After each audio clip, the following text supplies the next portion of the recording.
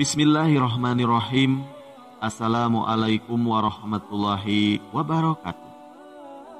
Sahabat rahasia Qalbur rahimakumullah. Perjalanan ruh orang-orang yang beriman setelah meninggal. Sesungguhnya hamba yang beriman pada saat hendak meninggalkan dunia serta menuju akhirat, maka turunlah malaikat dari langit, mukanya putih, mukanya seperti matahari. Mereka membawa kapan dari surga, serta hanut atau minyak wangi dari surga. Mereka pun duduk di dekat mayit sepanjang mata memandang. Setelah itu, datanglah malaikat maut alaihi salam. Ia lalu duduk di samping kepalanya, serta berkata, "Wahai jiwa yang baik, keluarlah menuju ampunan Allah serta ridhonya."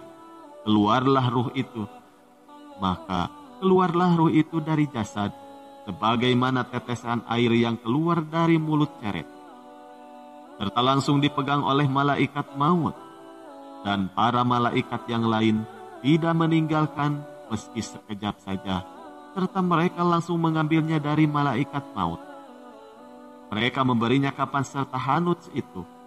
Maka keluarlah ruh itu dengan sangat wangi, seperti bau parfum sangat wangi yang tidak pernah terdapat di bumi.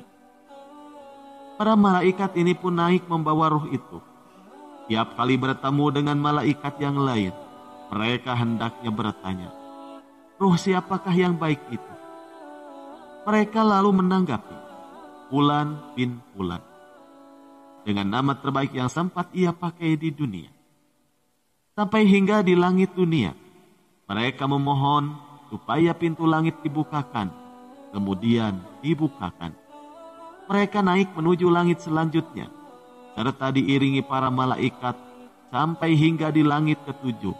Setelah itu, Allah berfirman, "Tulis catatan amal hambaku ini di Iliyin."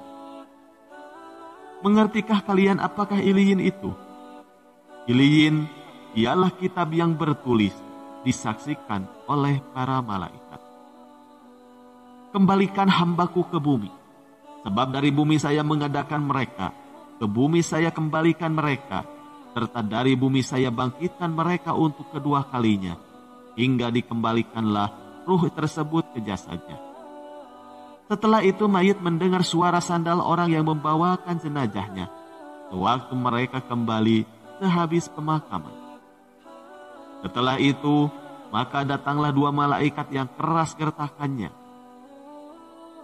Kemudian mereka menggertaknya, serta mendudukan sang mayit. Lalu mereka bertanya, "Siapakah Robmu?" Lalu sang mukmin menanggapi, "Robku adalah Allah." "Lalu apa agamamu?" tanya malaikat. "Agamaku Islam," jawab sang mukmin. "Lalu siapakah orang yang diutus di tengah kamu?" Maka sang mukmin menanggapi, "Ia adalah Rasulullah Shallallahu Alaihi Wasallam." Lalu si malaikat bertanya lagi, "Bagaimana amalmu?" Jawab mukmin, "Aku membaca kitab Allah, aku mengimaninya serta membenarkannya." Pertanyaan malaikat, "Siapa Robmu? Apa agamamu? Siapa nabimu?" Inilah tes terakhir yang hendak diterima seorang muslim. Allah membagikan keteguhan untuk mukmin untuk menjawabnya, semacam firman-Nya di dalam Al-Quran.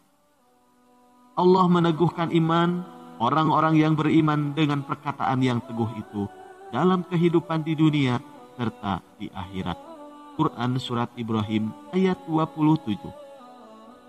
Sehingga ia dapat menanggapi, "Robku Allah, agamaku Islam, Nabiku Muhammad Sallallahu Alaihi Wasallam." Seketika terdengar suara dari atas, "Hambaku benar, bentangkan untuknya surga, beri baju surga, bukakan pintu surga untuknya."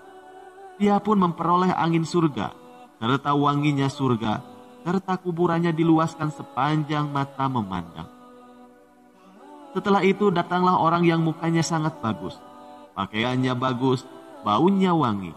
Lalu ia berkata, "Berita gembira dengan suatu yang menyenangkanmu. Berita gembira dengan ridho Allah serta surga dan penuh kenikmatan abadi." inilah hari yang dahulu kalian dijanjikan. Lalu sang mayit dengan keheranan bertanya, mudah-mudahan Allah pula memberikan berita gembira buat kamu. Siapa kamu? Wajah kamu mendatangkan kebaikan.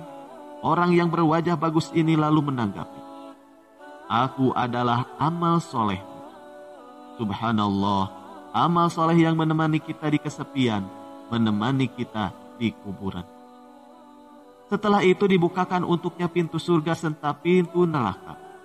Kala memandang ke neraka, diinformasikan kepadanya, seperti itu tempatmu bila kalian bermaksiat kepada Allah, serta Allah gantikan kalian dengan tempat yang itu. Setelah itu, sang mayit menoleh ke arah surga. Melihat janji surga, sang mayit lalu berdoa, wahai Robku, segerakanlah kiamat, supaya saya dapat bertemu kembali keluarga serta hartaku. Kemudian disampaikan kepadanya, tenanglah. Lalu perjalanan ruh orang kafir setelah kematian. Sedangkan hamba yang kafir, kala hendak meninggal dunia serta menuju akhirat, maka turunlah para malaikat dari langit yang bengis serta keras, mukanya gelap. Mereka membawa masuh atau kain yang tidak aman digunakan dari neraka. Mereka duduk di dekat mayit sepanjang mata memandang. Setelah itu datanglah malaikat maut serta duduk di samping kepalanya. Lalu ia memanggil, wahai jiwa yang buruk, keluarlah menuju murka Allah. Ruhnya ketakutan, serta terpencar ke seluruh ujung badannya. Kemudian malaikat maut menariknya sebagaimana gancu bercabang banyak ditarik dari wol yang basah, sehingga membuat putus pembuluh darah serta ruang tulang, serta langsung dipegang malaikat maut.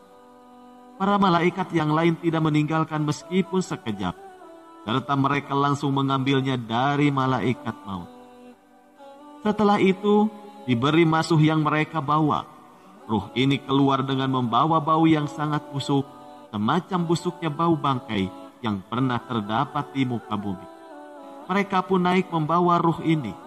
Tiap kali mereka melewati malaikat, maka malaikat itu pun bertanya, ruh siapakah yang jelek ini? Lalu mereka menanggapi, Fulan bin Fulan, dengan nama yang sangat jelek yang sempat ia pakai pada saat di dunia, sampai mereka hingga tiba di langit dunia. Setelah itu mereka memohon dibukakan pintu langit, tetapi tidak dibukakan.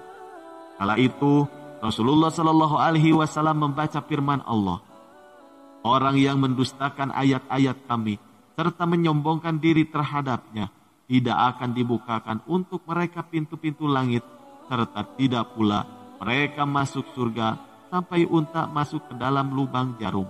Quran Surat Al-A'raf ayat 40. Setelah itu Allah berfirman, tulislah catatan amal hambaku ini di sijin, yaitu di bumi yang sangat bawah. Setelah itu dikatakan, kembalikan hambaku ke bumi, sebab saya sudah menjanjikan bahwa dari bumi saya ciptakan mereka, ke bumi saya kembalikan mereka, serta dari bumi saya bangkitkan mereka untuk kedua kalinya. Setelah itu ruhnya dilempar sampai jatuh ke jasadnya. Setelah itu Rasulullah Shallallahu Alaihi Wasallam membaca firman Allah, barang siapa mempersekutukan sesuatu dengan Allah hingga merupakan dia seolah-olah jatuh dari langit, kemudian disambar oleh burung, ataupun diterbangkan angin ke tempat yang jauh. Quran Surat Al-Hazzaz ayat 31. Setelah itu, ruhnya dikembalikan ke jasad, sehingga ia mendengar suara sandal orang yang mengiringi jasadnya, kala kembali meninggalkan kuburan. Setelah itu datanglah dua malaikat dengan gertakan yang keras. Mereka pun menggertak sang mayit serta mendudukkannya. Lalu setiap pertanyaan yang malaikat lontarkan, maka mayit itu tidak bisa menjawabnya. Setiap mereka tidak bisa menjawab, maka malaikat Munkar dan Nakir